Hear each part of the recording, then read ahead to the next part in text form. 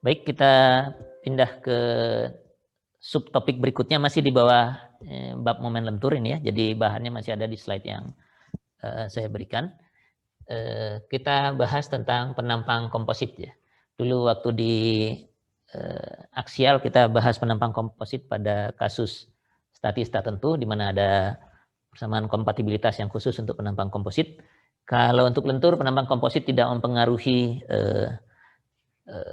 kondisi strukturnya, jadi statis tertentu tetap statis tertentu. Penampang komposit itu maksudnya sama seperti yang lalu, bahwa dalam satu penampang kalau saya potong begini, misalnya ini segi 4 aja ya, yang mudahnya dulu ya, itu terdapat dua material ya. Mungkin materialnya begini gitu ya. Jadi sebelah atas itu material satu, material itu ditentukan oleh modulus elastisitas, biasanya kita sebut aja E1 di sini, dan E2-nya di situ ya. Jadi ada dua bahan ya. Ini kayu, ini baja gitu, atau baja, aluminium, beton, baja dan sebagainya dalam satu penampang. Dan tentu saja posisinya tidak harus selalu begini ya. Bisa saja di samping gitu ya. Ini satu, terus satunya lagi di sebelahnya begitu ya. Ini E1, ini E2, atau di dalam, satu di luar, satu di dalam. Begini misalnya ya. Material satu itu yang luar. Wah, ini dibedakan begitu ya misalnya. Dan material duanya yang dalam gitu misalnya. Jadi dua material. Yang paling umum itu adalah beton bertulang. Beton bertulang itu betonnya banyak. Jadi ini E1 gitu beton. Dan bertulangnya kalau momennya positif biasanya kecil-kecil di sini. 1, 2, 3 misalnya ya. Nah ini E2-nya ada di sini. Material duanya yang bawah ini ya. Yang inilah saya tebalkan. Ya. Ini semua penampang komposit ya. Dan juga tidak harus segi 4 ya. Bisa aja lingkaran gitu ya. Ini yang satu. Di dalamnya ada yang lain gitu ya. Dan kemudian nanti setelah lanjutannya tidak harus dua juga ya. Ini semua ilustrasinya E1, E2, E1, E2, dua material yang berbeda. Tapi boleh aja 3, 4, 5 dan seterusnya. Prinsipnya nanti sama aja. Jadi untuk keperluan ilustrasi bisa juga misalnya ada 3 lapis gitu ya. Baloknya penampangnya segi 4 tapi 3 material ditumpuk begitu ya. Jadi material 1, material 2, material 3. Nah, jadi definisinya penampang komposit itu begitu. Kalau kita potong baloknya itu dulu kita hanya tahu bahwa ini satu material saja, segi 4 atau lingkaran atau pipa dan sebagainya. Sekarang dalam satu penampang itu bisa ada 2 atau lebih material. Nah, tentu ada kompatibilitas ya, walaupun ini bukan statis tertentu tapi disebutnya kompatibilitas juga, yaitu kemarin kita waktu menurunkan momen lentur. Jadi kalau balok ini saya ambil sebagian kecil begitu, yang tadinya lurus kalau belum ada bebannya, kemudian dikasih momen lentur, misalnya momen positif aja ya, dia akan melengkung demikian gitu ya. Akibat momen-momen ini ya, jadi melengkung begitu. Dan kalau kita perbesar, seperti waktu kita menurunkan formula ini, waktu menurunkan kita perbesarkan ya, dan kita bikin garis-garis begitu ya. Nah ini kalau garis-garis ini adalah misalnya material yang berbeda, satu di atas, yang kedua di tengah, yang ketiga di bawah, seperti yang ini misalnya ilustrasinya, maka waktu dikenai momen dan akan melengkung, yang kenai momen yang bawah ya. Yang bawah ini dikenai momen seperti ini, dia akan melengkung demikian. Jadi yang atasnya akan memendek, yang bawahnya tergantung posisinya mungkin memendek atau memanjang, dan yang bawahnya lagi memanjang sepertinya ya, begitu. Dan karena dia komposit, permukaan ini harus tetap lurus ya. Nggak boleh waktu dilenturkan, yang atas memendeknya lebih banyak, daripada yang bawah masih panjang gitu misalnya. Terus yang bawahnya lagi kurang lagi misalnya. Ya. Kalau begini ceritanya sewaktu dibengkokkan ini nggak komposit, ini cuma ditumpuk aja gitu ya.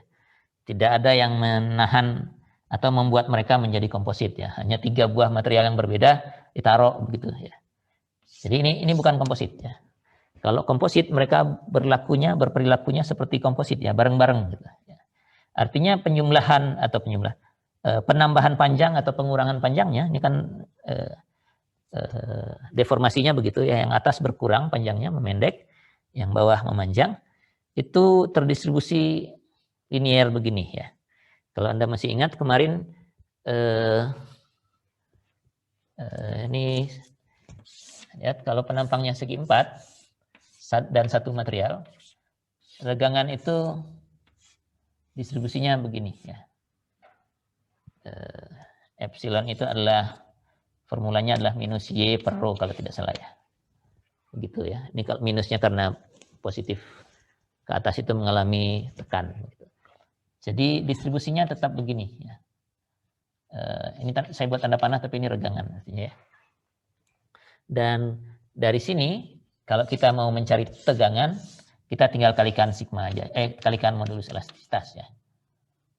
Jadi tegangannya juga tinggal ngikut. Gitu, ya. Hanya nilainya saja yang berbeda. Ini dalam satuan regangan, ini dalam satuan tegangan. Begitu. Itu kalau satu material. Nah, kalau 2 material komposit, ada material 1 dan material 2, regangannya tetap harus seperti ini. Jadi yang kompatibilitasnya itu di regangan, di deformasinya. Distribusinya masih tetap seperti ini. Masih tetap begini.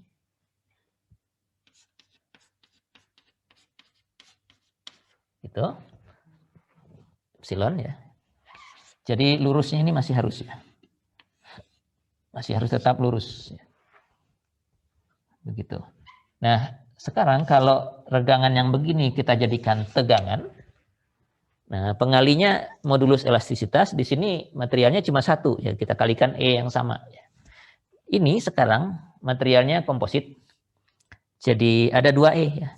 Yang atas punya nilai modulus elastisitas sendiri, yang bawah punya nilai modulus elastisitas sendiri ya. Misalnya kalau saya ikut yang di buku, dimisalkan saja yang di bawah ini yang lebih besar ya. Jadi ini yang bawah ini nilainya lebih besar daripada yang 1 ya. Hanya pemisalan untuk penggambaran. Jadinya nanti yang sebelah, ini nolnya bukan disambungan ya. Tidak harus disambungan, harus dicari lagi nanti posisinya. Ini agar lebih jelas, ini saya buat begini. Garis netralnya jatuhnya di situ misalnya ya. Tuh. Maka yang separuh atas ini kita kalikan dengan nilai E1 dapatnya sekian misalnya ya. Pas sampai di sini nilainya segitu. Oke. Itu tegangannya ya. Sigma sama dengan E dikalikan epsilon, di mana E-nya masing-masing ya.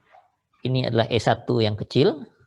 Nah, yang bawahnya E2-nya lebih besar daripada E1, sehingga kalau pas di pertemuan ini, yang bawahnya sedikit, ya regangannya masih sama, sisi atas sama sisi bawah di garis ini. Tapi pengalinya lebih besar ya. Jadi untuk yang bawah dia dapatnya lebih besar. Segitu misalnya ya. Yang 0 kalau dikalikan yang besar tetap aja 0. Nah, distribusi tegangannya bisa demikian ya.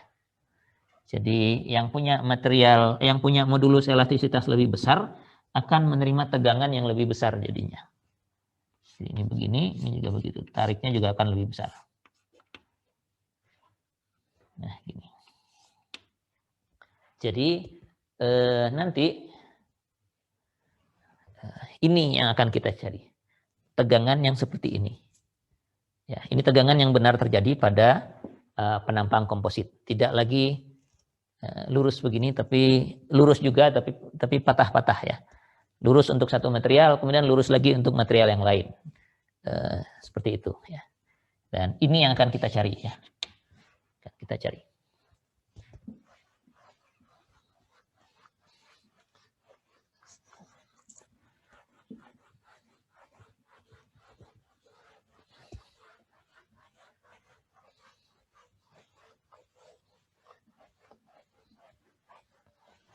Nah, tentu saja kalau kita gunakan formula yang lalu, yang ini tegangan yang ini kemarin kita sudah turunkan, itu bisa kita turunkan langsung dari nilai M ya. Ya, ini sudah diturunkan.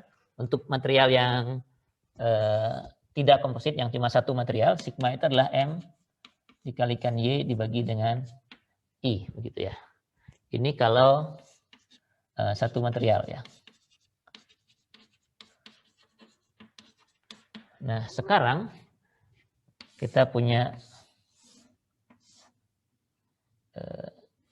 dua material, E1, ini E2 yang lebih besar dari E1. Distribusinya yang sudah kita turunkan itu adalah demikian.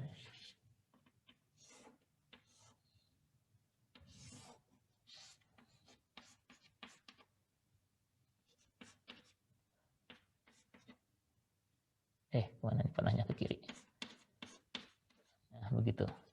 Ini saya nyalin yang di sana yang sudah kita turunkan itu. Kita salin di sini. Jelas formula yang begini tidak bisa dipakai lagi ya. Karena momennya tetap sama, M yang bekerja ya. Momen lentur yang bekerja pada penampang ini tetap begini ya. Bawah tarik, atas tekannya sih tetap berlaku begitu. Tapi distribusinya seperti ini ya. Jadi formula ini belum bisa kita gunakan saat ini ya. Nah, yang bisa kita lakukan adalah membandingkan gaya yang bekerja di sini ya. Karena momen ini kan kumpulan dari gaya-gaya yang ini misalnya dijadikan satu gaya, yang ini juga dijadikan satu gaya, tekan, ini dijadikan satu gaya begitu. Nah, ini ketiga gaya ini itu membentuk satu momen lentur ini ya. Seperti kemarin kita untuk yang satu material itu lebih mudah ya. Yang ini misalnya ini satu, yang segitiga ini dikalikan luasnya, luas bidang ini. Ya, jadi ini dikalikan luas segitiga dikalikan lebar ini, itu adalah satu gayanya, kalikan tegangannya, kemudian yang atas juga begitu, dan dikalikan jaraknya kita dapatkan nilai momen M ini. Nah, yang itu sih tetap berlaku ya, karena itu kan keseimbangan ya. Jadi karena di penampang ini tidak ada gaya aksial yang tersisa, ini tanda panah kecil-kecil ini kalau saya integrasikan dan ambil jaraknya ke satu titik tertentu, ketemunya masih momen ini ya. Nah, kalau kita tinjau satu luasan di sini misalnya, satu luasan DA aja di sini, maka gaya yang terjadi di situ, gayanya mestinya adalah sigma dikalikan, ini besarnya adalah sigma, sama dengan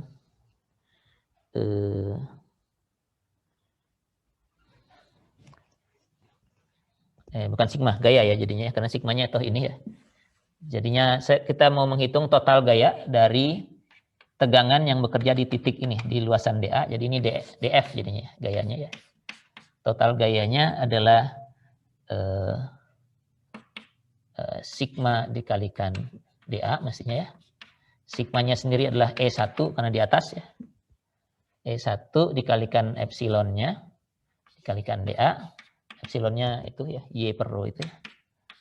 Tanda negatifnya saya drop aja karena toh sama aja. Kita akan ambil tarik tekannya. E1 Y per rho DA. Ya. Begitu. Jadi jumlah gaya yang bekerja di satu luasan ini itu segini. Sedangkan kalau luasannya saya taruh di bawah, DA yang sama.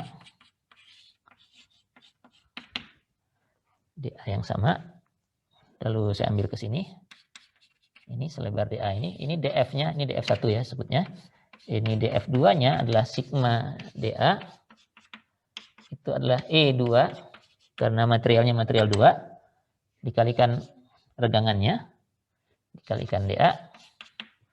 Dan ini adalah E2 Y per rho DA ya. Begitu.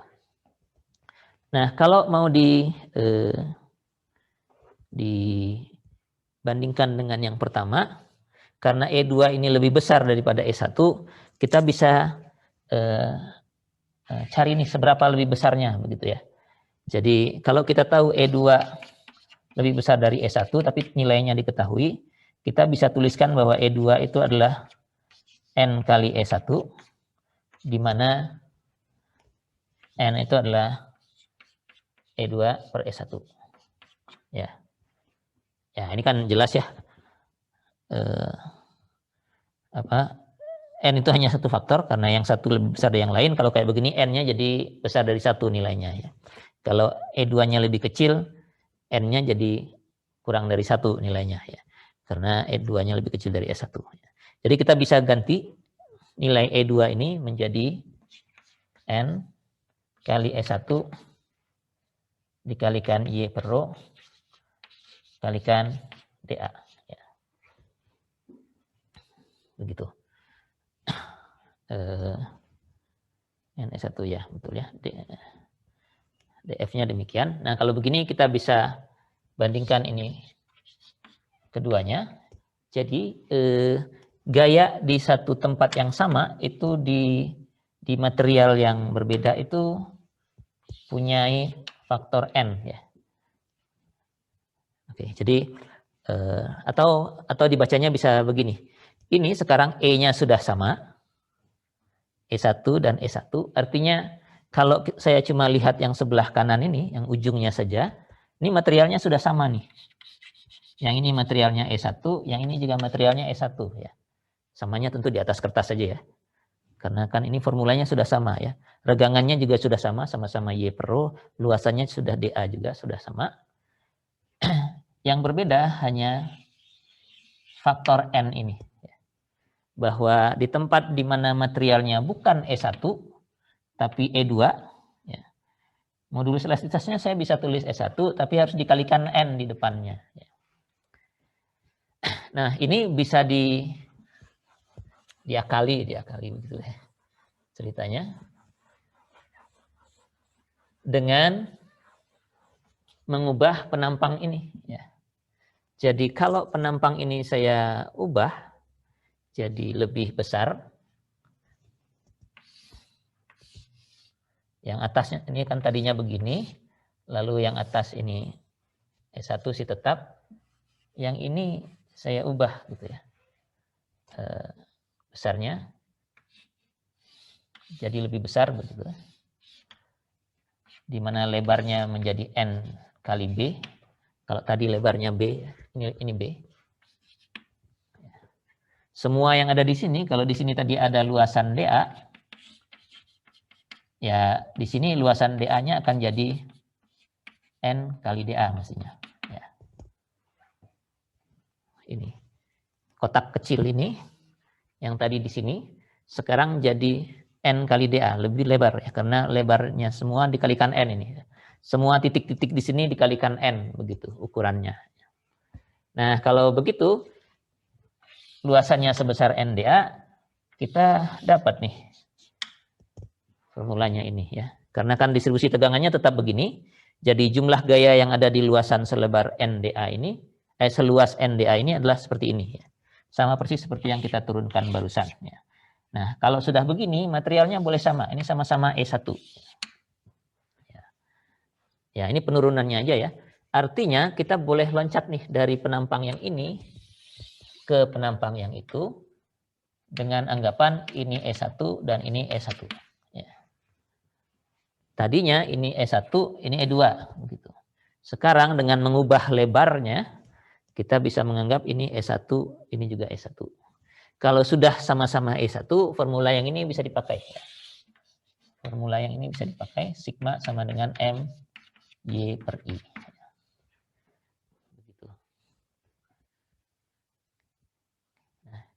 Jadi prosesnya sekarang adalah, ini kan hanya penurunan, jadi setelah ini tinggal di skip aja, tidak perlu nggak perlu diingat lagi juga nggak apa-apa, begitu. Prosesnya hanya mengubah penampang ya. Jadi untuk penampang komposit,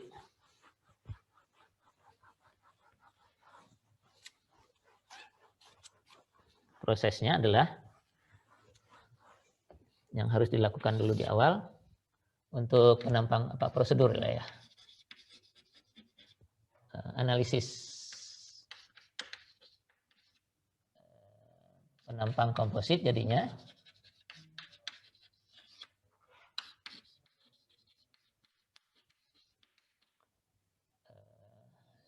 Yang menerima lentur ya.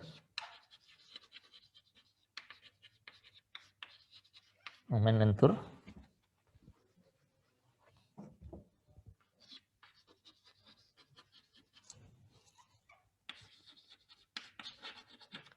Yang pertama itu Anda harus ubah penampangnya. Ubah khususnya lebarnya ya. Jadi tingginya tidak berubah, ubah lebar penampang.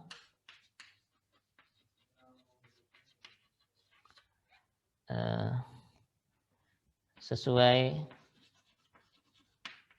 atau sebanding lah.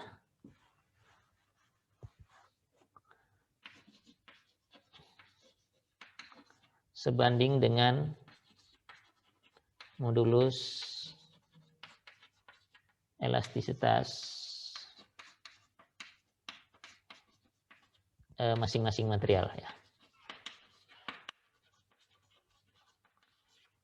Masing-masing material. Artinya apa?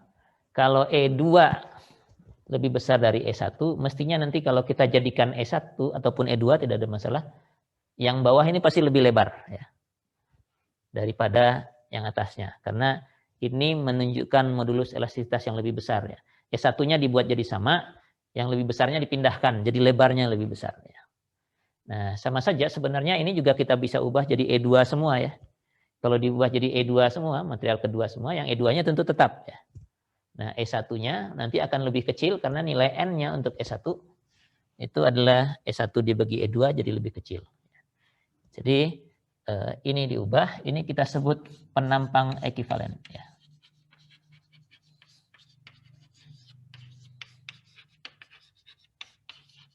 Ya. Dan materialnya hanya satu material. Terserah yang mana ya. Nah, kalau ditulis dalam formula akan lebih lebih mudah sebenarnya ya. Tapi pemahamannya mungkin nanti sekalian dengan contoh ya. Jadi di sini B-nya itu lebar, ekivalen, tanda bintang itu untuk ekivalen ya. Itu sama dengan B aslinya, lebar aslinya dari penampang material tersebut, dikalikan dengan modulus elastisitas tujuannya ya. N-nya itu adalah, sebentar saya cek dulu. Ini ini dibagi dengan ekivalennya. Begitu. Dia sendiri dibagi ekivalennya. Dan jadi ini harus I gitu ya. Ini I. Ya. Ekivalen ya, oke. Jadi ini lebar yang barunya ya. Jadi ini B bintangnya adalah lebar penampang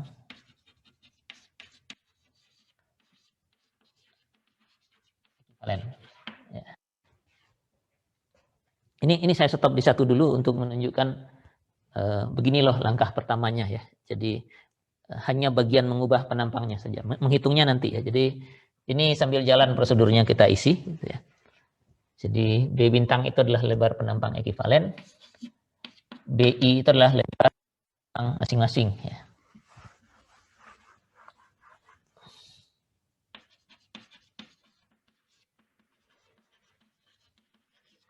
Ya. E bintang itu adalah modulus elastisitas. Modulus elastisitas.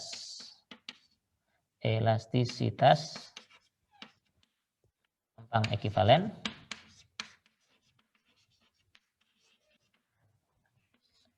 I itu adalah modulus elastisitas masing-masing juga ya. Ya, jadi ekivalennya hanya satu, terserah pilih yang mana. Tapi kalau yang masing-masing ya masing-masing ya. Nah, ilustrasinya begini. dari perubahan lebar ini ya.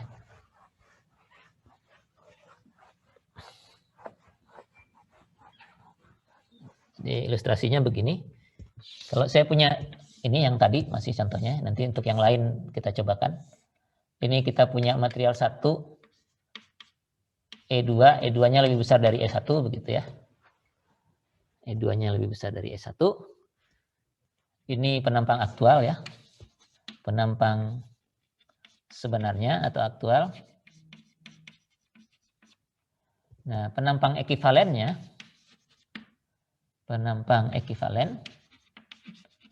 kita harus pilih mau ekivalen yang mana ya.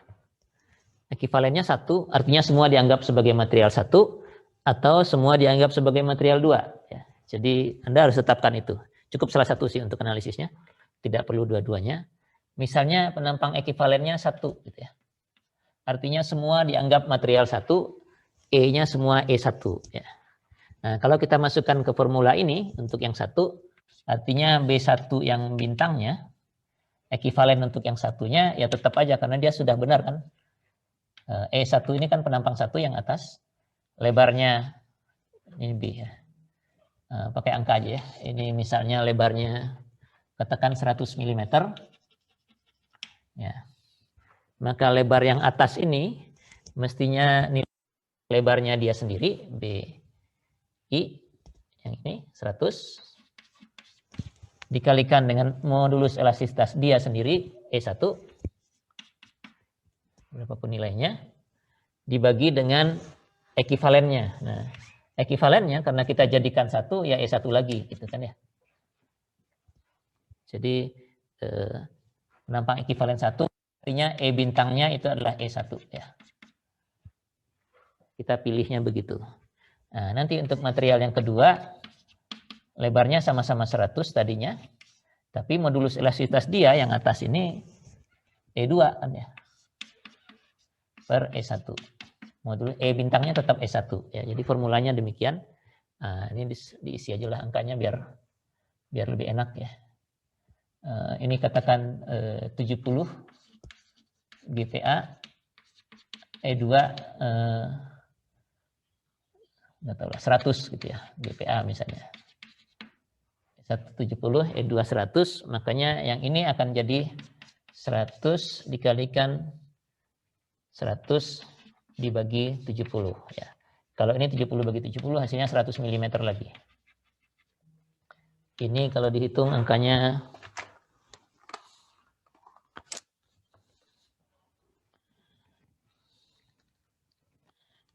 70 143 mm ya.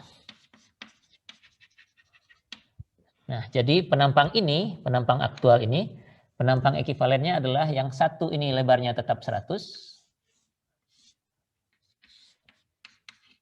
Tapi yang bawahnya lebarnya 143 ya. Ini bisa dihapus garisnya karena dia sudah dianggap satu material, lebarnya jadi begini. Jadi ekivalennya seperti ini. Lebarnya 143. Ya.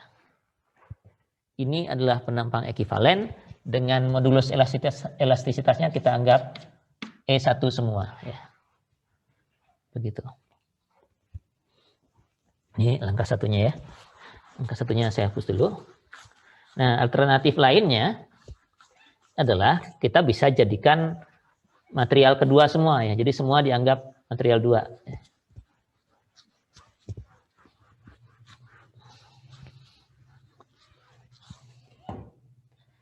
Jadi ini kalau dijadikan seperti material 1 semua. Tapi boleh juga dong saya buat jadi E2 semua gitu ya. Ini alternatifnya, ini cuma alternatif ya, tidak harus dua-duanya dilakukan. Kita bisa buat penampang ekivalen 2 ya. Jadi kalau ini kayu, ini baja, ini semua dianggap kayu gitu ya. Nah, kalau yang ini sekarang semua dianggap baja ya. Begitu. Jadi dianggap satu material saja. Nah, rule-nya sama karena ekivalen 2 ini artinya E bintangnya adalah E2 ya. modulus elastisitas ekivalennya E2. Dan lebarnya kita bisa masukkan saja ke formula itu. B bintang untuk yang satu di atas, lebarnya sendiri 100, dikalikan dengan modulus elastisitas dia sendiri, yang atas itu 100, E1, lalu ekivalennya E2, E2-nya sendiri 70. Oh, sebentar, saya kebalik. Oh ya, 70-nya atas ya, betul. Ini salah nulis, bukan 100 yang atas. E1-nya sendiri 70. E bintangnya E2, jadi E2 itu adalah 100. 100. Nah, ini nilainya berapa nih? 70 ya. Jadi 70 gitu ya, 100-nya habis ya. Jadi ini 70 mm cuma lebarnya yang atas ya. Yang bawah lebarnya tadinya 100. Modulus elastisitas dia sendiri 100. Ekivalennya 100 lagi ya. Ekivalennya kan yang kedua ya. Jadi ini tetap 100 mm. Jadi kalau dijadikan material yang kedua, lebarnya jadi yang atas jadi 70 dan yang bawah jadi 100. Ini gambarnya nggak skala ya, tapi yang ini jadi 100 begitulah. Gitu ya. Jadi ini adalah proses yang harus dilakukan terlebih dahulu sebelum melakukan analisis tegangan akibat momen lentur pada penampang ekivalen. Pada penampang komposit, maaf. Penampangnya dijadikan penampang ekivalen dulu. Kalau materialnya ada 2, penampang ekivalennya ada 2 pilihannya. Kalau materialnya ada 3, ada 3 pilihan penampang ekivalennya.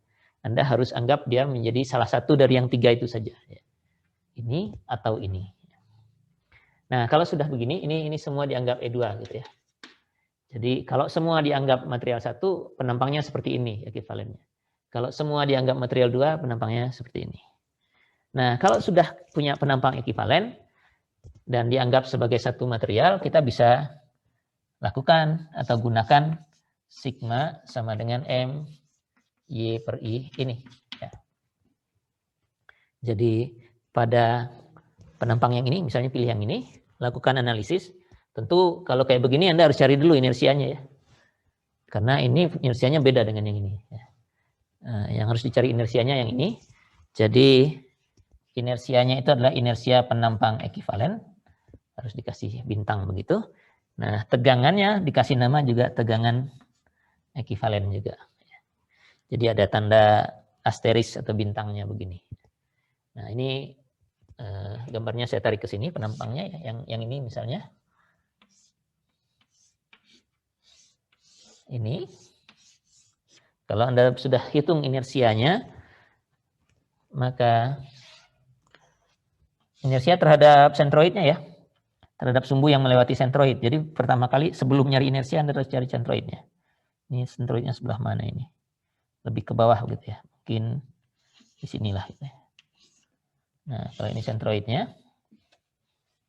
Lalu kita gunakan formula ini, kita akan dapatkan tegangan di setiap titik. Ini momennya anggap aja momen positif ya, momen positif begini. Jadi yang atas akan mengalami tekan, yang bawah akan mengalami tarik. Gitu ya. Ini tekan di sebelah sini, yang bawah ini akan mengalami tarik. Dan tidak di tengah-tengah ya, meskipun awalnya segi 4, tapi sentroidnya jadi tidak di tengah-tengah karena penampangnya sudah penampang ekivalen yang begini. Ini adalah tegangan yang kita hitung dengan formula ini, statusnya masih ekivalen. Ya. Statusnya masih ekivalen. Nah, kalau mau dikembalikan ke yang aktual, ini momennya saya pindahin, saya taruh sini aja biar tidak mengganggu. Gambar momennya saya pindahkan ke sebelah sini. Sama aja kan ya, tekan di atas, tarik di bawah tetap. Kalau mau mengembalikan menjadi tegangan yang lebih benar, yang tadi, yang beda tuh nilainya di masing-masing material itu kan bedanya di sini. Gitu. Kita harus kembalikan menjadi sigma. Itu adalah sigma bintang ini. Yang ini, atau sigma bintangnya di belakang. Ya. Itu adalah E-nya tegangan di material 1 adalah EI-nya dia sendiri dibagi E bintang modulus elastisitas ekivalen dikalikan dengan sigma ekivalen. Ya. Jadi misalnya yang ini tadi kita ambilnya jadi material 1 ya. Jadi yang di daerahnya yang benar-benar 1 aktualnya tegangannya sama karena ini kan dikalikan sigma di material 1 itu adalah E1 dibagi dengan modulus elastisitas ekivalennya E1 lagi, jadi E1 kali E1, 1 kali. Yang ini tetap saja jadinya, sama. Yang ini, yang sedikit ini. Yang tekan, sisi tekan di material 1 tetap sama. Tapi di material yang kedua, karena tegangan yang kedua itulah E2 dibagi E1, sementara E2-nya lebih besar, 100 dibagi 70 kan itu tadi.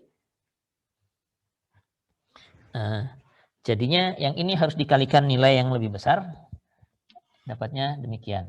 Ini nolnya tetap 0. Nah, jadinya akan begitu.